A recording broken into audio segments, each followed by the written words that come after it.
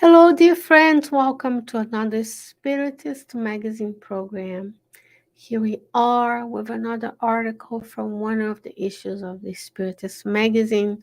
It's always a blessing and an honor to be with you. And today we're talking about mediumship with the Spirit Emmanuel. So we will learn with Emmanuel what to do before our mediumship.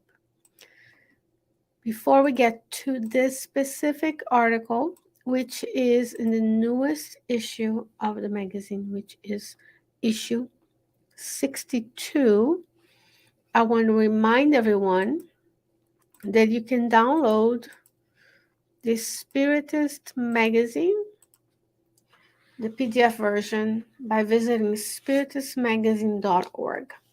In this website, as you see on the screen, if you're watching me, if you're listening to it on MagCloud or the Cardiac Radio app, we will be you will be listening to me describe the website spiritistmagazine.org. The link will be at the description of the video as well. Here you have the links and to all of the issues of the magazine free of charge. You also have the ability to download the app for your App Store or your Google Store to donate to the efforts of the magazine so we can continue to make it. A link to the Facebook page of the magazine and a link to the PDF version of the magazine, which is what I use. If you were to select one of them and go to link, there you are. You can download it strictly to your computer right away. Not a single issue there. Very easy. There's also under home, by now you would be in touch with the with the partner MagCloud, where you can buy the physical copy of the magazine if that's what you'd like to do at cost, meaning they charge you what it costs them to produce, and then it delivers it to your home as well. But the many blessings we have in our lives to have the Spiritist magazine include the opportunity to be here together today. Issue 62 was just published this month of July of the year 2023. But because the Spiritist teachings are for our eternal existence, right? We will be able to study and revisit it over time, and it will be as relevant today as it will be a few years from now. So we have the cover, and on my computer, this is how the PDF version looks like. You're going to scroll around. We talked about, there's a few interesting articles about family. And then we already talked about others' hopes with May. Last week, we had a conversation with Andre Luis about recipe against selfishness. And today, we'll be talking about mediumship. So did you know, dear friends, that you are also a medium? Yes, you are. We are all mediums. That's on this Mediums book by Allan Kardec. And there are different degrees of mediumship, different levels. Intuitive mediumship is what most of us have. We have the intuition of the presence of the spirit around us. And there's ostensive mediumship, which is what we think about when we think of Chico Xavier and Chico Xavier and Divaldo Franco, whose work include direct interaction with the spirits in and out around them.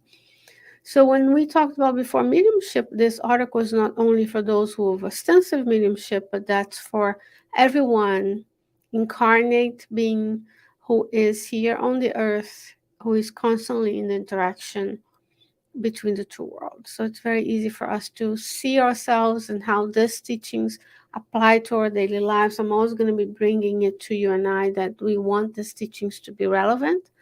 So we want to ask ourselves, how can I make use of the teachings today? So it's not just for the mediums that are ostensive, those who help us in these obsession meetings, mediumistic meetings, those who have beautifully received messages from the spirit world, including Chico Xavier and Divaldo Franco. Those are the most well known in the Spiritist movement, right? And of course, we want to do this to understand how can we do better, how can we improve in this lifetime so that the afterlife is promising and we can fulfill our reincarnatory plan on the earth. So let's see what Emmanuel has to tell us today. So I'm going to hide my sidebar to make a little bit more space. So Emmanuel starts this chapter with a quote from the Bible, from the book of Matthew, chapter 10, verse 8. Give freely what you have freely received. That was said by Jesus. Now the Gospel according to Spiritism quote is, those who do not have the financial means to support themselves should go and seek resources somewhere else. Other than mediumship. And if necessary, devote to it only the spare time they have available. Spirits will take into account their dedication and sacrifices, whereas they will avoid those who intend to use mediumship as a means for material gain. Very directly to the point, right? So what are we doing with the mediumship? So we should never use mediumship as a means of gaining material resources, charging for it in any way, shape, or form. He's saying we go out somewhere else and we leave mediumship to the time that we have in between work and life, right? Because we all have to work, as the law of the labor, have to make a means, but we should not. And that's not me saying this. This is the Gospel according to Spiritism, chapter 20, verse 10. We see in the books of Emmanuel examples of these, where oracles, where healers, where mediums, prophets are sought by people, and then they give advice, they mingle in people's affairs, and then they also have to account for their actions in the spiritual realm and in be involved with their family. So we should also not seek, in reverse, we should not seek those who have mediumship and pay them to communicate with the spirits. Mediumship is service. Mediumship is divine. Mediumship is blessed. It needs to be educated, because either you're a medium or you're not. You can educate the mediumship to make better use of the mediumship, and then we can serve those who are in the spiritual realm who need our help. Because if we go to people who do mediumship as a means of material gain, what kind of spirits will be there with them, giving advice in things of our daily lives, right? So it's very important that, of course, we are never going to say to not seek help of the spirits. That's not it, because we do seek help of the spirits. How? Each and every day we remind ourselves that we have personal trainers for our souls. Those are the spirit mentors and guides assigned to us by God to care for you and I during our incarnation. Therefore, they're the ones we can count on every day. How? But if I can't go, Shane, and go and ask them, how am I going to get the counsel? You get the counsel by intuition, ideas. You get the counsel by when someone else appears in your life with a solution to a problem. But it takes that muscle memory of practice, knowing that they're there, knowing there's a communication, That's their commitment to you and I. There's a whole chapter in the Medium's book, the Spirit's book, just about spirit guides and guardian angels. So when we enter in resonance with them by praying, by doing service, by being mindful, then they can help us, and we can train that communication relationship as well. So now into Emmanuel, right? A Bible quote, a quote from the Gospel according to Spiritism. Now Emmanuel, he says, in the blessing of helping, mediumship is similar to the light in praise of the good. All light is providential. All mediumship is important.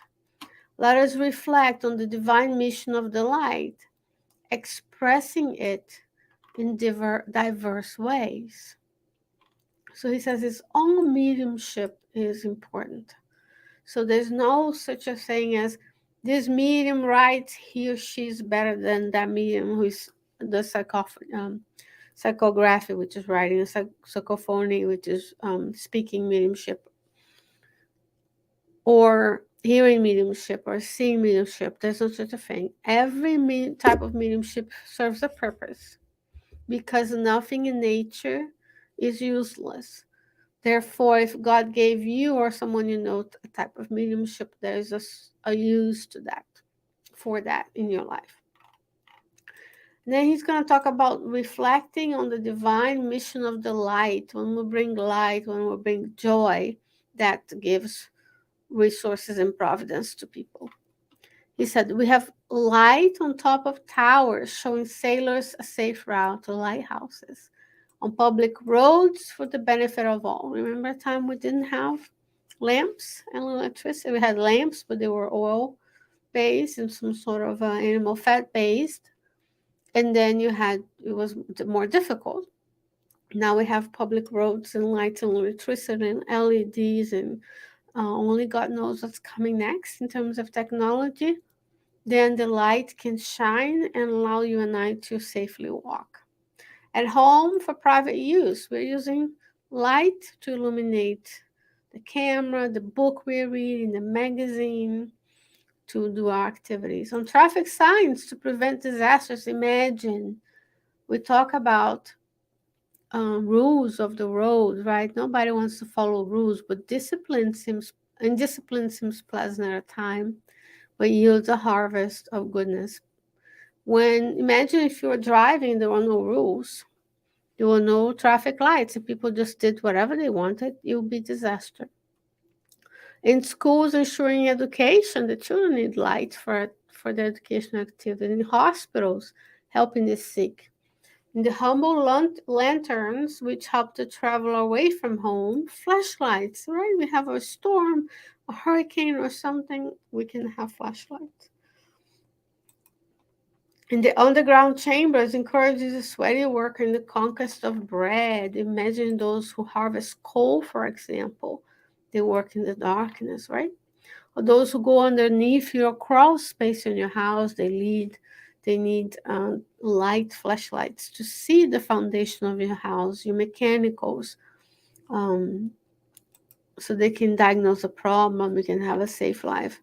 Every nucleus of luminous energy is characterized by specific utility. None of them are inefficient. None of them are unworthy, right? He's talking about mediumship as a way to produce light and be of light and enlighten people. He says, the flickering candle that saves a drifting boat is as indispensable as the aristocratic chandelier built in the school in the support of the intelligence reading of ignorance. The fragile lamp that indicates the letters of a book in a forgotten hut in the fields is the sister of the vigorous focus that ensures success in the cultural halls. As far as light is concerned, the spectacle is an accessory. It is worth the benefit. So we need to be the light. Whichever light you have, you need to shine it, because it might be the beacon for others to follow. And how do you shine your own light? You shine your own light by applying the teachings of the Gospels in your heart and in your life. Because if we follow the precepts of the Christ, we will be shining from example, not just lecturing, but example. He says, in matters of mediumship, the phenomenon is a supplement. What matters is a service. So if we are mediums, what kind of service are we providing to others? So I told you in the beginning that we are all mediums, right?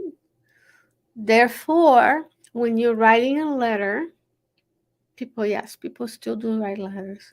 When you're writing a blog, when you're writing a post on the social media of your desire, there are many nowadays, when you are sending a WhatsApp message, a regular message, where you're on the phone, I'm talking about physical manifestations of speech and writing. By intuition, you keep me inspired to spread the light. Or we can remain with the forces of darkness. How could that be? Well, when we are angry, when we spew hatred in the internet, when we bully others, when we talk bad about people, even within our families, it's very common for people to talk on the phone and badmouth others that they know. At work, there's a gossip around the office. Family members do this to each other. So you're connecting the book for life and mechanism, the mediumship, the law of the mental field. You're connecting with spirits who like those activities. So we need to be the lighthouse that is shining the light and indicating the path. But you can only indicate the path once you've crossed the path, once you've braved the wilderness and moved forward by applying the teachings of the Christ. And if it was easy, my friends, I wouldn't be here talking to you. I would be on the other side dictating the books, right? If it was easy to do what we are talking about here, the insights that we prepare for these teachings, we would be the spirits dictating the messages. So it's not easy, but it's doable. We have examples such as Emmanuel working for Xavier. He chose his mediumship service. Now you and I can read the books, translate the books, discuss the books. He could have chosen a different path of selling his mediumship, and the companionship of the spirits would be different. And that's just a fact. We go to the spirits book, starting on question 92, 93, the hierarchy of spirits, all the way to about 112, 113. You have the different orders of spirits, and all of those spirits are around us. And then we can, for at least third and second order, then we are choosing each and every day to have the intuitive mediumship towards service. And it's a hard topic, right, to say, but yes, we encounter those choices in our daily lives every day. So what matters is the service. So what kind of service are we providing with our mediumship? While we are incarnated, there are many, many discarnate beings around you who need your help. So when we spread the good, we're serving the Christ who is caring for you and I each and every day. And he continues, therefore, in any task of good works, let mediumship shine in your hands. It should shine. Xavier developed beautiful examples of shining mediumship. And as we were talking about service, what am I doing with my time, with my resources, with my thoughts, with my material and spiritual resources? Then we go to the book Messengers by Andrea Luiz. And in that book, we can talk about what happens when mediumship is not used for the benefit of all. Because in that book, Andrea Luiz describes mediums who failed in their reincarnatory plan of spreading the good news in all matters of life. not just in the Spiritist movement, but elsewhere, because the truth is everywhere. Spiritism is one way, right? But missionaries have incarnated in all religions to spread the good news of Christ. So in that book, you have the example of what mediumship is not used for service. So we don't want to do that. We want to let mediumship shine in our hands each and every day. He says there's no difference between the extinguished lamp and the forces of darkness.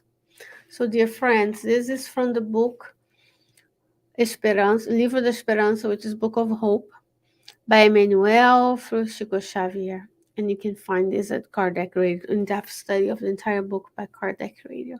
But I want to leave with you that you have the potential to have the mediumship you have shine in your life, whichever manifestation type you have, intuitive or extensive, that we are products of a loving God that has granted us this opportunity on the earth today to be together, to remind ourselves of the importance of working in the good, that you have the seed of divinity inside of yourself, as Emmanuel tells us in the book Living Spring, chapter 30. And then between now and then, may your mediumship shine in your hands. May you light the lamp of service of mediumship inside of you so that we can be serving Christ wherever we are in the world. You have a role to play. You have beautiful works ahead of you, and your presence on this earth matters. Dear friends, it's always a blessing and an honor to be with you. Between now and next week, may you stay well, may you stay safe. I will log in, God willing, from the Spirit Society of Richmond and Richmond, Virginia, in collaboration with Kardec Radio next week. Until then, stay well, stay safe, and I'll see you soon. Bye bye.